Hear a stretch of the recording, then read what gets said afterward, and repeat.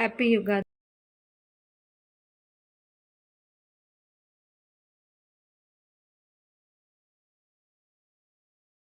ಯುಗಾದಿ ತನು happy Ugadi. ಎಲ್ರಿಗೂ ಹೇಳ್ಬೇಕು. Happy Ugadi ಎಲ್ಲರಿಗೂ ಎಲ್ಲರಿಗೂ. ನನ್ನ ಎಲ್ಲ ಪ್ರೀತಿಯ ಸ್ನೇಹಿತರಿಗೂ ಯುಗಾದಿ ಹಬ್ಬದ ಶುಭಾಶಯಗಳು. ಹೇಳು. ನಾನು ಅಷ್ಟೊಂದೆಲ್ಲ ಹೇಳಕ್ ಬರಲ್ಲ. ಹೇಳು ಚಿನ್ನಿ. ಎಲ್ಲರಿಗೂ ಹ್ಯಾಪಿ ಯುಗಾದಿ. ಹಂಗೆ ಓಕೆ ಹಚ್ಚಿಲ್ಲ. ಓಕೆ ಹಚ್ಚಿ. ಬೇರೆ ಊದುಗಡ್ಡಿ ಫಸ್ಟ್. ಎಲ್ಲರಿಗೂ ಯುಗಾದಿ ಹಬ್ಬದ ಹಾರ್ದಿಕ ಶುಭಾಶಯಗಳು.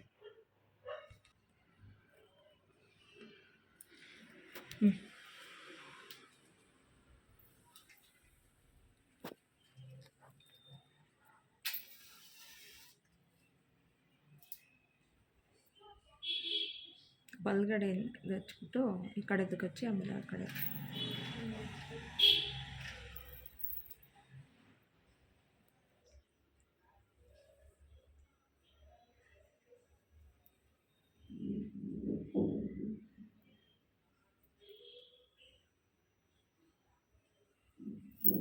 ಚೆನ್ನಾಗಿ ಹಚ್ಕೋತೆ ಎಲ್ಲ ಕರ್ಪೂರ ಇಟ್ಟಿದ್ದೀನಿ ಅದಕ್ಕೆ. ಸರ್ವಮಂಗಳ ಮಾಂಗಲ್ಯೆ ಶಿವೆ ಸರ್ವಾರ್ಥ ಸಾಧಕೆ ಶರಣ್ಯೆ ತ್ರ್ಯಂಬಕೆ ದೇವಿ ನಾರಾಯಣಿ ನಮಸ್ತೆ. ನಮಸ್ತೆಸ್ತು ಮಹಾಮಾಯೆ ಶ್ರೀಪೀಠೆ ಭಜ ವಿಶ್ವನಾಥಂ. ಒಂದೇ ಶಂಭು ಉಮಾಪತಿಂ ಸುರಗರಂ. ಒಂದೇ ಜಗತ್ಕಾರಣಂ. ಒಂದೇ ಪನ್ನಗಭೂಷ ಉದ್ದೇಶ ಭೀತ ಬಯಸೂದನ ವಾಮನಾಥಂ. ಸಂಸಾರ ದುಃಖ ಗಾನ ಜಗದೀಶ ರಕ್ಷಾ ನಾಗೇಂದ್ರ. ಇವತ್ತು ಬೇಗ ಬೇಗ ಕೆಲಸ ಮುಗಿಸ್ಕೊಂಡು ಬೇಗನೆ ಎಲ್ಲ ಮಾಡೋಣ ಅಂತಲೇ ಶುರು ಮಾಡಿದೆ. ಆದರೆ ಎಷ್ಟು ಬೇಗ ಕೆಲಸ ಮಾಡಿದರೂ ಕೂಡ 11 ಗಂಟೆ ಆಗೇ ಹೋಯಿತು. ಪೂಜೆ ಆಗೋಷ್ಟರಲ್ಲಿ 11 ಗಂಟೆ ಆಯಿತು. ತನ್ನೂ ಸ್ನಾನ ಎಲ್ಲ ಮುಗಿಸ್ಕೊಂಡು ಅವಳದು ಹೊಸ ಡ್ರೆಸ್ಸು ಅಂದರೆ ಇದು ಕುರ್ತಾ ಕೊಡಿಸಿದ್ದೆ ಅಲ್ವಾ, ಆ ಕುರ್ತಾನ ಹಾಕ್ಕೊಂಡ್ಳು. ನಾನು ಈ ಕುರ್ತಾ ಹಾಕ್ಕೊಂಡಿದ್ದೀನಿ. ಇದು ಆಲ್ರೆಡಿ ಒಂದು ಸಲ ಹಾಕ್ಕೊಂಡಿದ್ದೆ, ನಾನು ನಿಮ್ಗೆ ತೋರಿಸಿದ್ದೆ ಲಾಸ್ಟ್ ವಿಡಿಯೋದಲ್ಲಿ. ಮೀಶೋದಿಂದ ತರಿಸಿದ ಕುರ್ತಾ. ಆ್ಯಕ್ಚುಲಿ ಹೊಸ ಬಟ್ಟೆ ತೊಗೊಂಡಿದ್ದೆ, ಆದ್ರೂ ಇದನ್ನು ಹಾಕ್ಕೊಂಡೆ. ನಾನು ಪೂಜೆ ಅಡುಗೆ ಅಂತ ಹೋದರೆ ಹೊಸ ಬಟ್ಟೆ ಸ್ವಲ್ಪ ವೈಟ್ ಕಲರ್ ಶೇಡಲ್ಲಿದೆ, ಹಂಗಾಗಿ ಕರೆ ಆಗಿಬಿಟ್ರೆ ಸರಿ ಹೋಗಲ್ಲ, ಸಂಜೆ ಹಾಕೊಳ್ಳೋಣ ಅಂಥೇಳಿ ಇದನ್ನು ಹಾಕ್ಕೊಂಡೆ. ಸೊ ಪೂಜೆ ಎಲ್ಲ ಅಂತೂ ಸುಸೂತ್ರವಾಗಿ ಚೆನ್ನಾಗಿ ಆಯಿತು, ಸರಳವಾಗಿ. ಹಾಗೆಯೇ ಪ್ರತಿ ವರ್ಷ ಕೇಳೋ ಥರ ಈ ವರ್ಷವೂ ಅಷ್ಟೇ ನೆಮ್ಮದಿಯಾಗಿಡಪ್ಪ ದೇವರೇ, ಖುಷಿಯಾಗಿಡು, ಎಲ್ರೂ ಆರೋಗ್ಯವಾಗಿಡು ಅಂತ ಅಷ್ಟೇ ಕೇಳಿಕೊಂಡು ಪೂಜೆ ಅಂತೂ ಮುಗಿಸಿದ್ವಿ. ಇನ್ನು ಹಬ್ಬದ ಅಡುಗೆದ ಬಗ್ಗೆ ಹೇಳೋದಾದರೆ ನನ್ನ ಹಸ್ಬೆಂಡು ತುಂಬ ಸರಳವಾಗೇ ಮಾಡು ಹಬ್ಬನ, ಅದು ಇದು ಅಂತೇನು ಮಾಡಬೇಡ ಅಂತಂದರು. ಹಂಗಾಗಿ ನಾನು ಮಾಮೂಲಿಯಾಗಿ ಒಬ್ಬಟ್ಟು ಮತ್ತು ಅನ್ನ ಮತ್ತು ಒಬ್ಬಟ್ಟು ಸಾಂಬಾರು ಹಾಗೆ ಪಲ್ಯ ಕೋಸಂಬರಿ ಇಷ್ಟನ್ನು ಮಾತ್ರ ಮಾಡಿದೆ. ಇನ್ನು ಬಜ್ಜಿ ಬೋಂಡ ಹಪ್ಪಳ ಆ ಥರ ಎಣ್ಣೆಲಿ ಕರೆದಿರೋದು ಏನೂ ಮಾಡಲಿಲ್ಲ. ಯಾಕಂದರೆ ಕೆಮ್ಮು ಅಂದರೆ ಕೆಮ್ಮು 22 ದಿನ ಆಗೋಯಿತು. ಇನ್ನೇನು ಒಂದು ತಿಂಗಳೇ ಆಗ್ತಾ ಬಂತು, ಇನ್ನೂ ಕೂಡ ಕೆಮ್ಮು ಕಡಿಮೆನೇ ಆಗಲಿಲ್ಲ.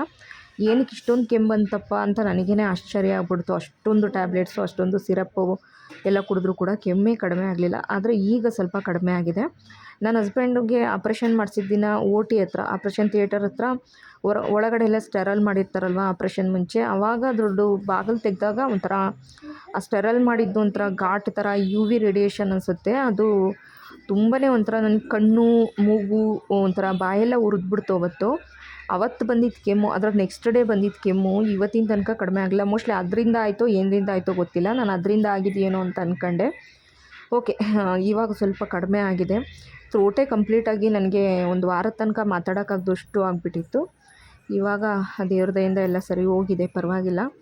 ಹಾಗೆ ಇನ್ನು ಪೂಜೆ ಎಲ್ಲ ಆಯಿತು. ಪೂಜೆ ಎಲ್ಲ ಆಗಿ ಆರತಿ ಎಲ್ಲ ತನಗೂ ಕೊಟ್ಟು ಅವಳು ಆರತಿ ಎಲ್ಲ ತೊಗೊಂಡು, ತನಗೆ ಇನ್ನೂ ಒಂದು ಎಕ್ಸಾಮ್ ಇತ್ತು. ಅಂದರೆ 23 ಮಾರ್ಚ್ ಒಂದು ಕಂಪ್ಯೂಟರ್ದು ಒಂದಿತ್ತು. ಅದೊಂದು ಮುಗಿದು ಬಿಟ್ಟರೆ ತನೂ ಆರಾಮಾಗ್ತಾಳೆ ಅಂತ ಹೇಳ್ಕೊಂಡು ನಾನು ದೇವ್ರ ಹತ್ರ ಎಲ್ಲ ಕೇಳಿಕೊಂಡು, ಈ ವರ್ಷ 10th ಆಗಿರೋದ್ರಿಂದ ಅವಳಿಗೂ ಎಲ್ಲ ಒಳ್ಳೇದಾಗಬೇಕು, ನಮಗೂ ಒಳ್ಳೇದಾಗಬೇಕು, ನಾವು ಆಸೆ ಪಟ್ಟಿರೋ ಥರ ಎಲ್ಲ ನಡಿಬೇಕು ಅಂತ ಈ ವರ್ಷ ಕೇಳಿಕೊಂಡು ಪೂಜೆ ಅಂತೂ ಮುಗಿಸಿದ್ದಾಯಿತು. ಹಸ್ಬೆಂಡ್ ಮಾತ್ರ ಪಾಪ ಅವ್ರು ಬೆಳಗ್ಗೆನೇ ಡ್ಯೂಟಿಗೆ ಹೋದರು. ಅವರು ಆಪ್ರೇಷನ್ ಆಗಿದ್ಮೇಲೆ ಸುಮಾರು ಒಂದು ವಾರ ತನಕ ಸರಿಯಾಗಿ ಅಂದರೆ ಡ್ಯೂಟಿಗೆ ಹೋಗಲಿಲ್ಲ. ಅದಾದಮೇಲೆ ಬೆಳಗ್ಗೆ ಸ್ವಲ್ಪ ಹೊತ್ತು ಸಂಜೆ ಸ್ವಲ್ಪ ಹೊತ್ತು ಮಾತ್ರ ಹೋಗ್ತಾಯಿದ್ರು. ನಾನು ಹೇಳಿದೆ ಒಂದು ತಿಂಗಳು ತನಕನೇ ಕಳಿಸ್ಬಾರ್ದು ಅಂತಲೇ ಅಂದ್ಕೊಂಡೆ. ಬಟ್ ಅವರು ಮನೇಲಿ ಇರೋಕ್ಕಾಗಲ್ಲ ಅಂಥೇಳಿ ಬೆಳಗ್ಗೆ ಸ್ವಲ್ಪ ಹೊತ್ತು ಹೋಗೋದು ಮತ್ತು ಸಾಯಂಕಾಲ ಸ್ವಲ್ಪ ಹೊತ್ತು ಹೋಗೋದು ಅಂಥೇಳಿ ಆ ಥರನೇ ಡ್ಯೂಟಿ ಮಾಡ್ತಾಯಿದ್ದಾರೆ. ಮತ್ತು ಇನ್ನೇನು ಮಾಡೋಕ್ಕಾಗಲ್ಲ, ಬೆಂಗಳೂರಲ್ಲಿ ಸುಮ್ಮನೆ ಕೂತ್ಕೊಳ್ಳೋಕ್ಕಂತೂ ಆಗೋದಿಲ್ಲ ಅಲ್ವಾ. ಹಾಗಾಗಿ ಅವರು ಪಾಪ ಹೋಗ್ತಾಯಿದ್ದಾರೆ. ಸೊ ಹಾಗೆ ಈ ವರ್ಷ ಅಂತೂ ನಾನು ದೇವ್ರ ಹತ್ರ ಕೇಳ್ಕೊಳ್ಳೋದು, ಈ ವರ್ಷ ಎಲ್ಲರೂ ಚೆನ್ನಾಗಿರಬೇಕು, ಆರೋಗ್ಯವಾಗಿರಬೇಕು, ಎಲ್ಲ ಒಳ್ಳೆಯದಾಗಬೇಕು ಅಂತಲೇ ಕೇಳ್ಕೊಂಡಿದ್ದೀನಿ. ಈ ವರ್ಷದಲ್ಲಿ ಈ ಮನೆಯಲ್ಲಿ ಇದೇ ಕೊನೆ ಹಬ್ಬ, ಯುಗಾದಿ ಹಬ್ಬ. ಇನ್ನು ಒಂದು ಒಂದೂವರೆ ತಿಂಗಳೊಳಗಡೆ ಈ ಮನೆಯಿಂದ ನಾವು ಬೇರೆ ಮನೆಗೆ ಹೋಗ್ತೀವಿ. ಇನ್ನೂ ಮನೆ ನೋಡೋದಕ್ಕೇನು ಶುರು ಮಾಡಿಲ್ಲ. ತನ್ನದು ಎಕ್ಸಾಮ್ ಮುಗಿದ್ಮೇಲೆ ಕಾಲೇಜನ್ನ ಹುಡುಕಬೇಕು, ಯಾವುದಕ್ಕೆ ಸೇರಿಸೋದು ಏನು ಅಂತೆಲ್ಲ ನೋಡಿಕೊಂಡು ಅದಾದಮೇಲೆ ಮನೇನ ಶಿಫ್ಟ್ ಮಾಡ್ಕೋಬೇಕು. ಒಟ್ಟಾರೆಯಾಗಿ ಓನರ್ಗಂತೂ ಹೇಳಿದ್ದಾಯಿತು. ಸೊ ಯುಗಾದಿ ಹಬ್ಬ ಒಂಥರ ಸರಳವಾಗಿ ತುಂಬಾ ಚೆನ್ನಾಗಾಯಿತು ಈ ಸಲ. ಇನ್ನೂ ನನ್ನ ಹಸ್ಬೆಂಡ್ ಬಂದಿರಲಿಲ್ಲ. ಅವ್ರಿಗೂ ಬೆಳಗ್ಗೆನೇ 6:30 7 ಗಂಟೆಗೆ ಡ್ಯೂಟಿಗೆ ಹೋಗಿದ್ರು. ಸೊ ಹಬ್ಬ ಹಾಗೆ ದೇವರಿಗೆ ಒಬ್ಬಟ್ಟೆಲ್ಲ ಇಟ್ಟಿದ್ದಾಯಿತು. ಅದೆಲ್ಲಿ ಬರುತ್ತೆ ಪ್ಯಾಕೆಟು? ಬೇವು ಬೆಲ್ಲ ಬರಲ್ಲ. ಈ ವರ್ಷ ಪೂರ್ತಿ ಒಳ್ಳೇದಾಗಲಿ, ಚೆನ್ನಾಗಿ ಮಾತಾಡಿ, ಏನೇನೋ ಮಾತಾಡಲಿ, ಹೆಲ್ದಿಯಾಗಿ ಖುಷಿಯಾಗಿರ್ಬೇಕು. ಈ ವರ್ಷ ಪೂರ್ತಿ ಚೆನ್ನಾಗಿರಲಿ, ಖುಷಿಯಾಗಿರಲಿ, ಆರೋಗ್ಯವಾಗಿ ಇರಲಿ. ಆಯಿತಾ? ಒಳ್ಳೇದೇ ಮಾತಾಡಿ. ಆಯಿತು. ಹ್ಯಾಪಿ ಯುಗಾದಿ. Thank you. ಬೇವು ಬೆಲ್ಲ ತಿಂದು ಒಳ್ಳೇದಾಗಲಿ ಎಲ್ಲ. ಈ ವರ್ಷ ಪೂರ್ತಿ ಖುಷಿಯಾಗಿರೋ.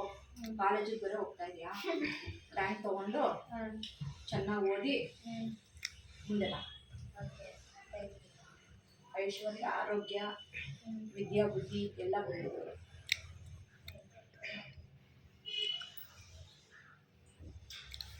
ಕಹಿ ಕಡಿಮೆ ಇರಲಿ, ಸಿಹಿ ಜಾಸ್ತಿ ಇರಲಿ.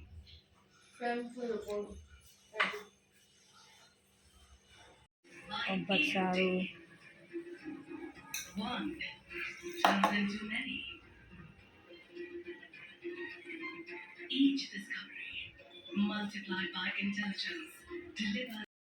ಅಡುಗೆ ಮಾಡಿದ್ದೀನಿ. ಏನೂ ನಾನು ವಿಡಿಯೋ ಶೂಟ್ ಮಾಡ್ಕೊಳಕ್ಕೆ ಹೋಗಲಿಲ್ಲ. ಬೇಗ ಮಾಡೋಣ ಅನ್ನೋ ಒಂದು ಇದರಲ್ಲಿ ಬೇಗ ಮಾಡಿಕೊಂಡೆ. ಒಬ್ಬಟ್ಟು ಮತ್ತು ಮಾಮೂಲಿಯಾಗಿ ಒಬ್ಬಟ್ಟು ಮಾಡೋದೆಲ್ಲ ನಾನು ತೋರಿಸಿದ್ದೀನಿ. ಎಲ್ಲ ಹಬ್ಬದಲ್ಲೂ ಸಾಮಾನ್ಯ ಮಾಡೋದನ್ನೆಲ್ಲ ತೋರಿಸಿದ್ದೀನಿ. ಹಂಗಾಗಿ ಇದು ಯಾವುದನ್ನು ವಿಡಿಯೋ ಶೂಟ್ ಮಾಡ್ಕೊಳ್ಳಿಲ್ಲ. ಒಬ್ಬಟ್ಟು ಸಾರು ಮಾಮೂಲಿಯಾಗಿ ಎಲ್ಲರೂ ಹೇಗೆ ಮಾಡ್ತಾರೆ ಹಾಗೇ ಮಾಡಿದೆ. ಇನ್ನು ಬೀನ್ಸ್ ಪಲ್ಯ ಮಾಡಿದೆ. ಬೀನ್ಸ್ ಪಲ್ಯ ಮತ್ತು ಕೋಸಂಬರಿ. ಕಾಳು ಗೊಜ್ಜು ಈ ಸತಿ ಮಾಡಲಿಲ್ಲ. ಸಲ ಕಾಳು ಗೊಜ್ಜು ಮಾಡ್ತಾಯಿದ್ದೆ, ಈ ಸತಿ ಮಾಡಲಿಲ್ಲ.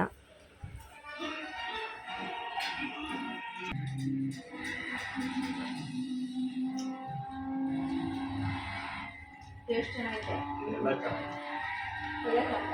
ಎಲ್ಲ ಚೆನ್ನಾಗಿದೆ. ನೀನು ಚೆನ್ನಾಗಿತ್ತು ಅಂದೆ. ಎಲ್ಲದೂ ಚೆನ್ನಾಗಿದೆ.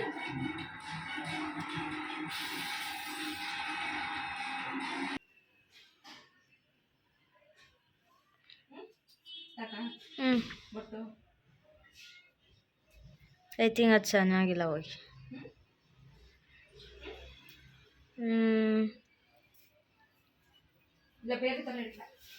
ನೀವು ಆ ಉದ್ದ ಸ್ಟಿಕ್ಕರ್ ನಿಮಗೆ ಚೆನ್ನಾಗಿ ಕಾಣಲ್ಲ, ಅದು ಇಡಬೇಡಿ. ಡಾಟಿಂದ ಇಡಿ.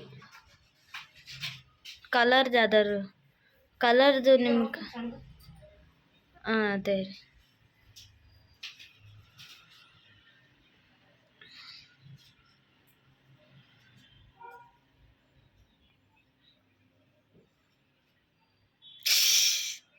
ಏನು ಕಾಣ್ತಾ ಬೇಡ, ಅದೇ ಹಾಕೊಳ್ಳಿ, ಅದೇ ನಿಮ್ಮ ಮುಖಕ್ಕೆ ಸರಿ.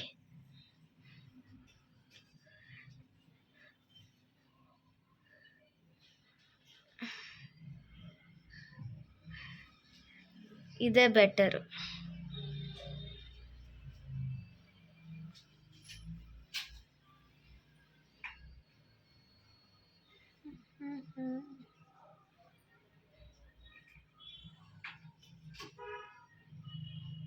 ನನಗೂ ಲಿಪ್ ಬಾಮ್ ಬೇಕಮ್ಮ. ನಂದು ತುಟಿ ಸಿವಿಯರ್ಲಿ ಡಿಹೈಡ್ರೇಟ್ ಆಗಿ ಒಣಗೋಗ್ಬಿಟ್ಟಿದೆ.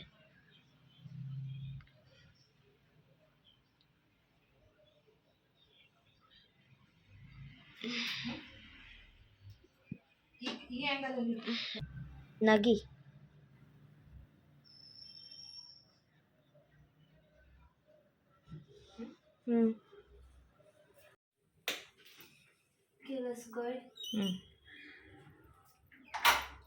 ಮಾಮೂಲಿ ಚಪ್ಪಲ್ನೇ ಹಾಕೋ, ಕದ್ಗಿದ್ಕೊಂಡವ್ರು. ಈಲ್ಡ್ ಹಾಕೋಬೇಡ.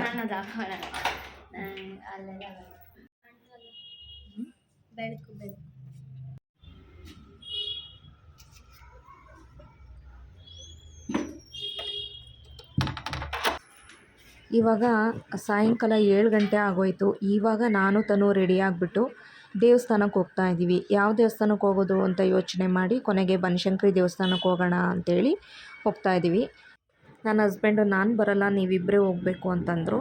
ನಾನು ಡ್ಯೂಟಿಗೆ ಹೋಗಬೇಕು ಅಂದರು. ಸರಿ ನಾನು ತನು ಇಬ್ಬರೇ ಹೋಗೋಣ ಅಂತೇಳಿ ಹೋಗ್ತಾಯಿದ್ದೀವಿ. ಆದರೆ ಅವ್ರು ಬಂದು ವೆಯ್ಟ್ ಮಾಡ್ತಿದ್ರು ಕೆಳಗಡೆ. ಅಂದರೆ ಮನೆ ದೇವಸ್ಥಾನ ತನಕ ಡ್ರಾಪ್ ಮಾಡ್ತೀನಿ, ಆ ಕಡೆಯಿಂದ ನೀವಿಬ್ಬರೇ ಮೆಟ್ರೋದಲ್ಲಿ ಬನ್ನಿ ಅಂದರು. ಸರಿ ಅಂತೇಳಿ ಈಗ ನಾವು ಕೂಡ ಹೋಗ್ತಾ ಇದ್ದೀವಿ. ಏನಪ್ಪ ಅಂದರೆ ತುಂಬ ತಿಂಗಳುಗಳೇ ಆಗೋಯ್ತು ಬನಶಂಕರಿ ದೇವಸ್ಥಾನಕ್ಕೆ ಹೋಗೇ ಇಲ್ಲ. ಸೊ ಬನಶಂಕರಿ ದೇವಸ್ಥಾನ ಅಂದರೆ ನಂಗೆ ತುಂಬ ಇಷ್ಟವಾದಂಥ ದೇವಸ್ಥಾನ. ತುಂಬ ಸತಿ ವಿಡಿಯೋದಲ್ಲಿ ಕೂಡ ತೋರಿಸಿದ್ದೀನಿ. ಸೊ ಇವತ್ತು ಅಲ್ಲಿಗೆ ಹೋಗ್ತಿರೋದು ಖುಷಿ ಆಗ್ತಾಯಿದೆ. ನಾವು ಹೊಸ ವರ್ಷ ದಿನ ಹಾಗೆ ಗೇಟ್ ಹತ್ರ ನಿಂತ್ಕೊಂಡು ಕೈ ಮುಗಿದು ಬಂದಿದ್ವಿ, ಒಳಗಡೆ ಹೋಗಿರಲಿಲ್ಲ. ಇವತ್ತು ಹೋಗ್ತಾ ಇರೋದು ಒಂಥರ ಖುಷಿ ಆಯಿತು. ಅಂದರೆ ಸಾಯಂಕಾಲ ಟೈಮಲ್ಲಿ ಹೋಗೋದಕ್ಕೆ ಚೆನ್ನಾಗಿರುತ್ತೆ. ಬೆಳಗ್ಗೆ ಟೈಮಲ್ಲಿ ಹೋದರೆ ನಿಮಗೆ ಮಧ್ಯಾಹ್ನ ಊಟ ಎಲ್ಲ ಇರುತ್ತೆ. ಯಾರಾದರೂ ಹತ್ರದಲ್ಲಿ ನೀವು ಇದ್ದರೆ ಹೋದರೆ ತುಂಬಾ ಚೆನ್ನಾಗಿದೆ. ಆದರೆ ತುಂಬ ರಶ್ ಇರುತ್ತೆ.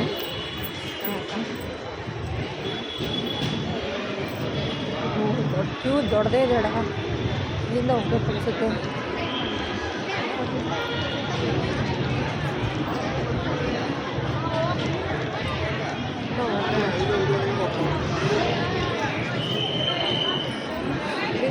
ಅಲ್ಲೋಗಿ ಎಲ್ಲ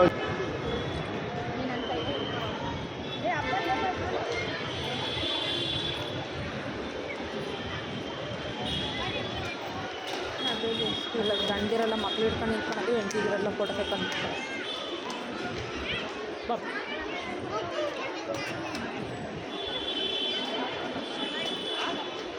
ಚಿನ್ನಿ ಕೆಳಗಡೆ ನೋಡ್ಕೊಂಬ, ಅಲ್ಲಿ ಇಟ್ಕೊಳ್ಳೋದು ನೋಡಲ್ಲಿ ನೋಡಿ, ಈ ಥರದ್ದು ಇರುತ್ತೆ ನೋಡ್ಕೊಂಬ.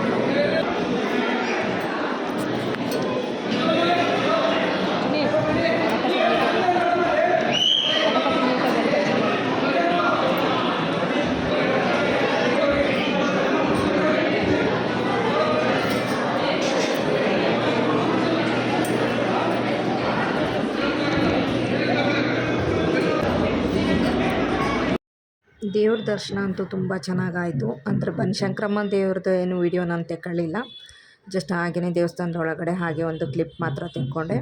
ಅಲ್ಲಿಂದ ಸೀದಾ ಶಾಕಾಂಬರಿ ದೇವಸ್ಥಾನದ ಒಳಗಡೆ ಹೋಗ್ತಾ ಇದ್ದೀವಿ ಈಗ.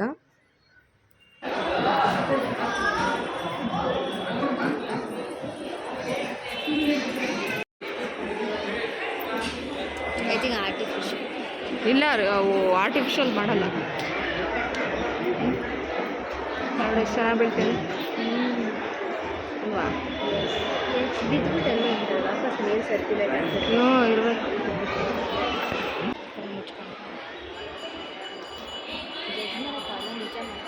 ಅಂಕಲ್ನ ಹಿಡಿತಾರೆ, ದೀಪ ಹಿಡಿತಾರೆ. ದೀಪ ಅವ ಎಲ್ಲ ಆರೋಗಿದೆ ಅಷ್ಟೇ.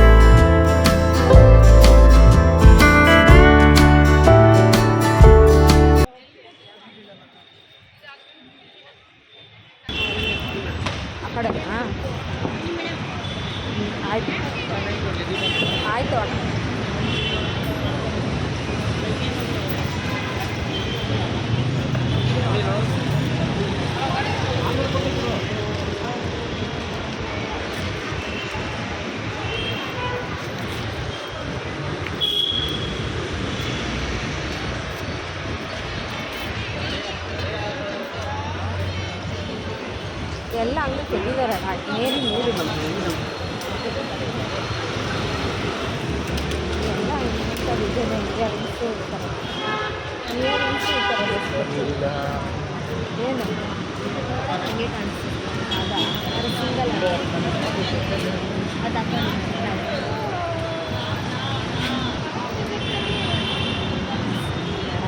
ಸಣ್ಣ ಸಣ್ಣದಾದ್ರೆ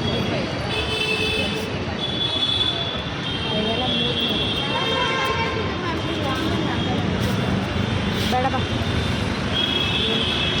ಹೋಗೋಣ ಮೆಟ್ರೋಗೆ ಅಪ್ಪ ಇಲ್ಲ ಇಟ್ಟು ಕೇಳು